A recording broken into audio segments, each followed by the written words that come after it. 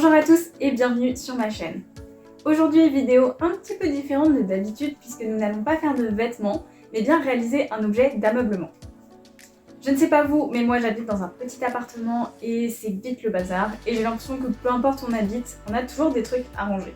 Je cherchais donc un système de rangement qui soit pratique bien évidemment, mais aussi qui ne prenne pas de place, parce que j'en ai déjà pas beaucoup, et qui soit esthétique vu que je n'ai nulle part où le cacher dans mon appartement. En cherchant un petit peu sur Pinterest, je suis tombée sur ces rangements muraux en tissu avec des poches et j'ai eu un véritable coup de cœur, donc je me suis dit qu'aujourd'hui j'allais vous partager le tutoriel pour faire le vôtre. Vous pouvez réaliser exactement le même que le mien, je vous ai mis toutes les dimensions dans la barre de description et je vais vous les rappeler un petit peu plus tard dans la vidéo. Mais si vous préférez le personnaliser et créer un rangement qui colle vraiment à vos besoins, eh bien je vous invite à le faire, c'est vraiment la meilleure solution. Ce rangement s'adapte vraiment à toutes les pièces de la maison, que ce soit dans la chambre pour ranger votre livre, vos lunettes avant d'aller vous coucher, ou bien dans un dressing pour ranger des accessoires, des bijoux, dans la cuisine aussi. Donc voilà, ce rangement va vite devenir indispensable, je vous préviens.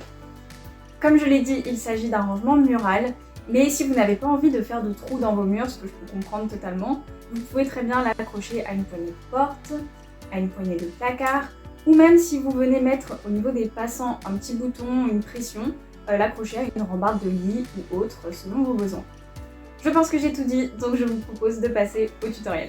Pour réaliser ce rangement mural, il vous faut 2 mètres de toile bien raide. J'ai choisi la toile parce que c'est très facile à travailler et j'aime cet effet un petit peu brut.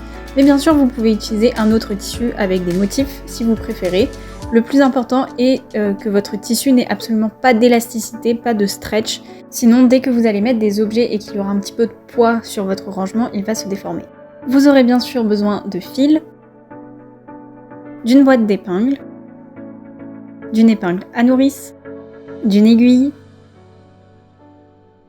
d'un stylo effaçable de type friction, un mètre ruban, un ciseau spécial pour tissu,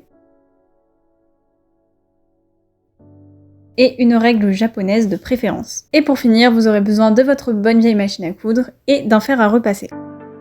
Vous pouvez voir ici le schéma du rangement mural que j'ai réalisé et je vous détaille tout de suite les mesures des différents éléments qui le composent. Si vous souhaitez faire exactement le même rangement mural que moi, vous devez préparer 2 grands rectangles de toile de 64 par 73 cm.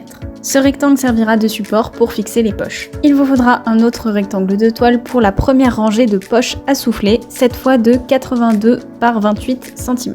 Pour la deuxième rangée de poches, les mesures sont de 94 par 19 cm. Le range stylo, quant à lui, est composé d'un rectangle de 31 par 6 cm. Nos 3 petites poches plaquées nécessitent 3 rectangles de 9 par 13 cm. Et enfin, les 5 passants qui permettront d'accrocher le rangement mural mesurent chacun 20 par 7 cm. Je commence par prendre mon plus grand rectangle de poche et je trace une ligne à 1 cm du bord supérieur. Je trace ensuite une seconde ligne à 1 cm de la première. Je répète ensuite cette même opération sur tous les morceaux qui me serviront à faire mes poches.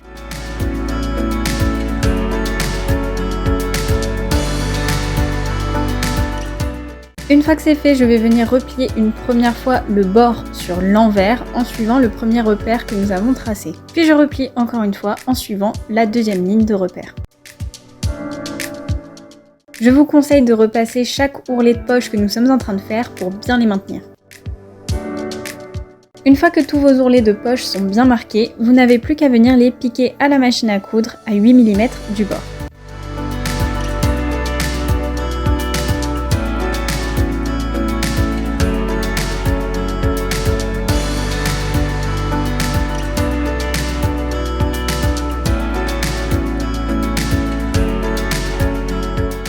Je prends ensuite le petit rectangle de toile qui nous servira à créer le porte-stylo. Pliez-le en deux dans le sens de la longueur, endroit contre endroit. Épinglez et venez piquer tout du long à 1 cm du bord.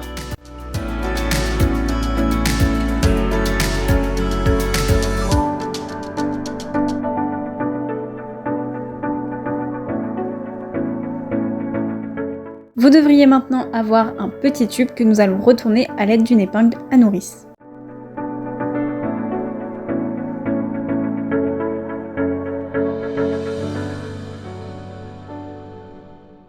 Une fois votre tube retourné, venez l'aplatir au fer en vous assurant que la couture est bien au centre. Surpiquez ensuite les deux côtés dans la longueur en laissant 2 mm d'espace avec le bord.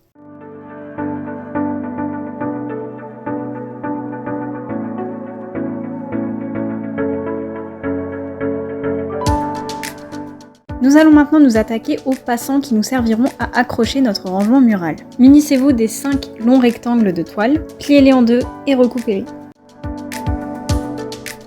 Vous pouvez maintenant épingler et piquer toutes les longueurs de vos rectangles en laissant 1 cm de valeur de couture. Laissez les deux extrémités de vos rectangles ouvertes afin de pouvoir les retourner plus tard.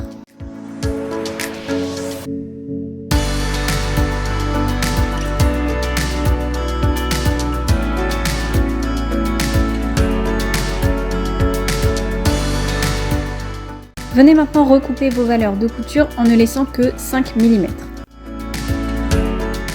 Vos passants sont prêts à être retournés.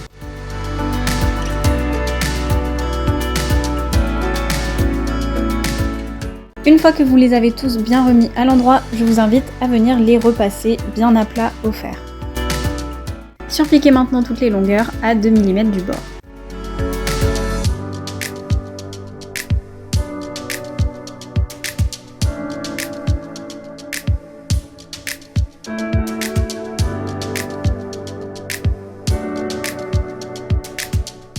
Voici maintenant l'étape la plus importante. Nous allons marquer des repères de pliure pour nos poches à soufflet. Si vous souhaitez réaliser exactement le même rangement que moi, je vous invite à suivre ce schéma. Mais vous pouvez bien sûr adapter ces mesures à votre rangement si vous avez décidé de le personnaliser ou si vous souhaitez modifier la profondeur de vos poches.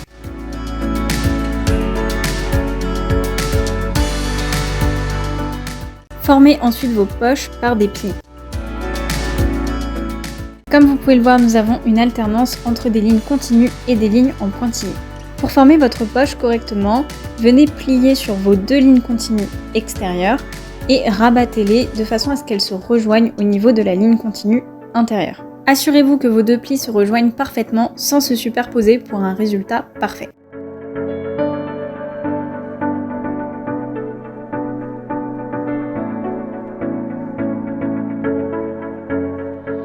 Une fois que vous êtes satisfait de la formation de vos poches, venez repasser afin de bien fixer les plis en place. Réalisez la même opération pour toutes les poches à souffler que vous avez prévu d'ajouter à votre rangement.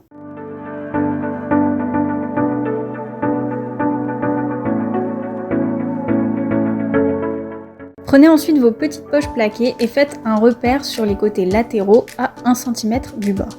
Rabattez sur l'envers la valeur de couture que vous venez de marquer d'1 cm. Puis repassez à nouveau pour tout bien fixer. Vous devriez maintenant avoir tous les éléments qui n'ont plus qu'à être fixés sur votre support.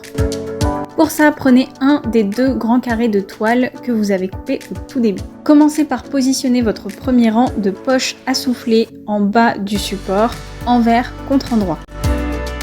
Épinglez soigneusement vos plis pour qu'ils soient bien maintenus au moment de la couture.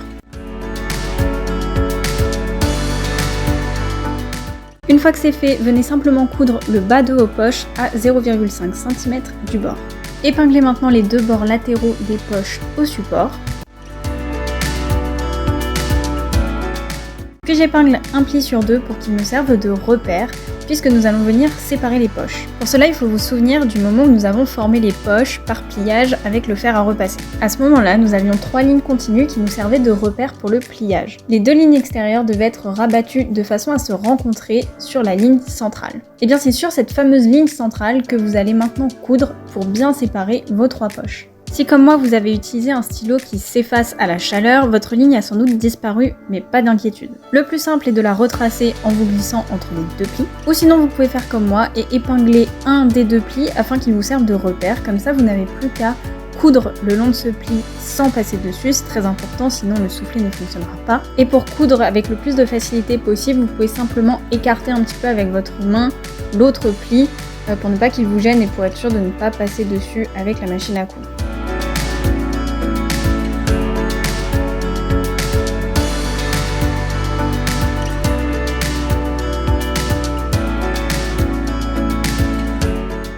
Venez maintenant tracer une ligne à 5 cm du dessus des poches. Tracez ensuite une seconde ligne à 1 cm au-dessus de la première. Cette ligne est votre repère pour positionner la deuxième rangée de poches à soufflet. Positionnez cette deuxième rangée de poches endroit contre endroit sur le support en épinglant bien les plis. Vous pouvez maintenant coudre le bas en laissant 1 cm de valeur de couture.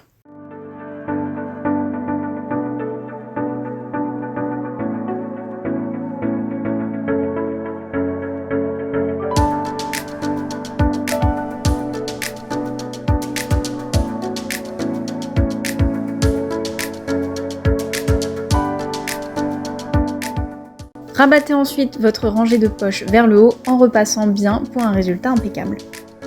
Séparez maintenant vos poches exactement comme nous l'avons fait pour la rangée du bas en venant piquer entre vos plis.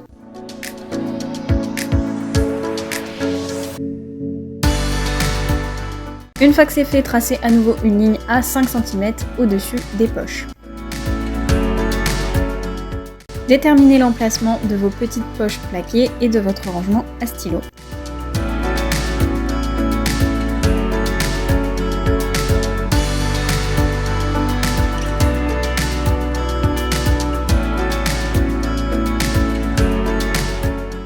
Puis venez piquer le bas des poches plaquées en laissant 1 cm de valeur de couture comme nous l'avons fait pour la deuxième rangée de poches à souffler.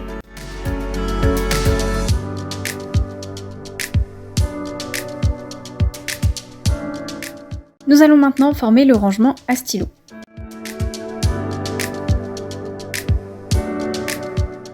Pour cela, rabattez une première extrémité à 1 cm et épinglez afin de créer une jolie finition. Épinglez à nouveau 2 cm plus loin. Formez maintenant une boucle assez grande pour accueillir le ou les stylos que vous souhaitez ranger ici. Pour cela, je vous conseille de faire un petit peu du sur-mesure, c'est-à-dire de tout simplement prendre le stylo que vous souhaitez ranger dans le futur, le glisser et former la boucle directement autour de ce stylo pour être sûr. Une fois la boucle faite, vous pouvez épingler et laisser à nouveau 2 cm à plat, épingler, puis former une autre boucle et ainsi de suite.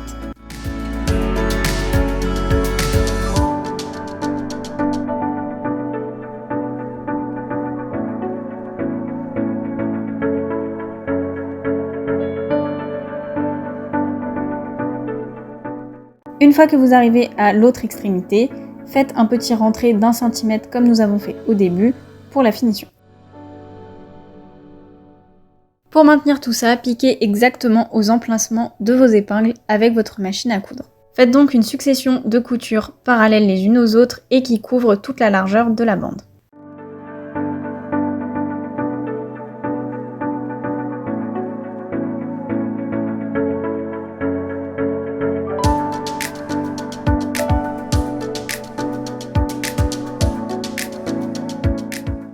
Une fois votre rangement à stylo terminé, venez épingler le haut de vos poches plaquées.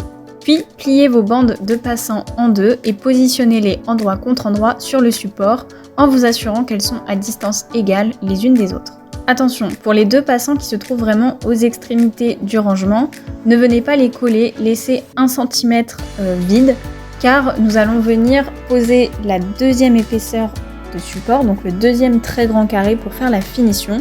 Et si vous mettez votre passant ici, vous allez vous retrouver avec un problème puisqu'il va être pris dans la valeur de couture et il faudra le défaire.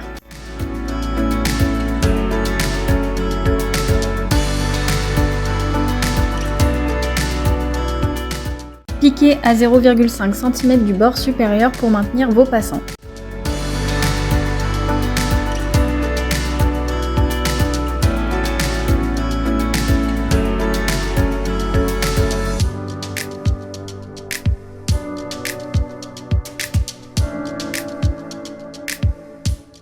Piquez ensuite les côtés de vos poches plaquées à 2 mm du bord.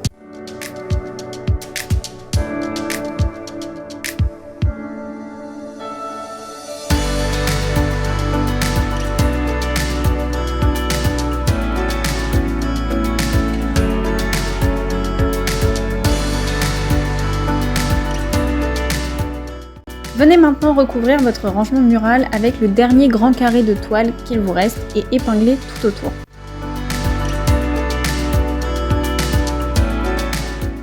Assurez-vous de laisser une ouverture d'au minimum 10 cm car nous allons en avoir besoin pour retourner le rangement une fois cousu. Piquez tout autour en laissant 1 cm de valeur de couture. Dégarnissez vos angles, puis retournez votre rangement sur l'endroit et venez fermer l'ouverture par un petit point à la main. Et voilà, votre rangement mural est maintenant terminé.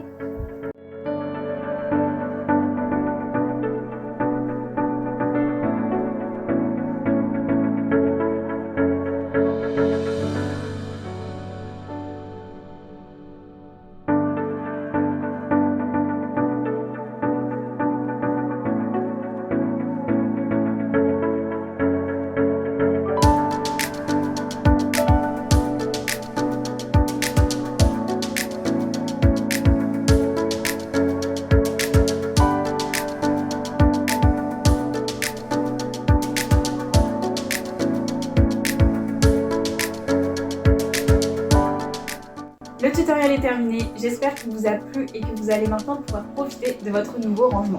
N'hésitez pas à prendre vos rangements muraux en photo et à les poster sur Instagram en m'identifiant à Laura Cotreau pour que je puisse voir vos créations. Merci mille fois d'avoir regardé cette vidéo, si elle vous a plu, n'oubliez pas de mettre un petit pouce et si vous avez peur de rater le prochain tutoriel, eh bien abonnez-vous à ma chaîne. Je vous retrouve donc la semaine prochaine pour un nouveau tutoriel.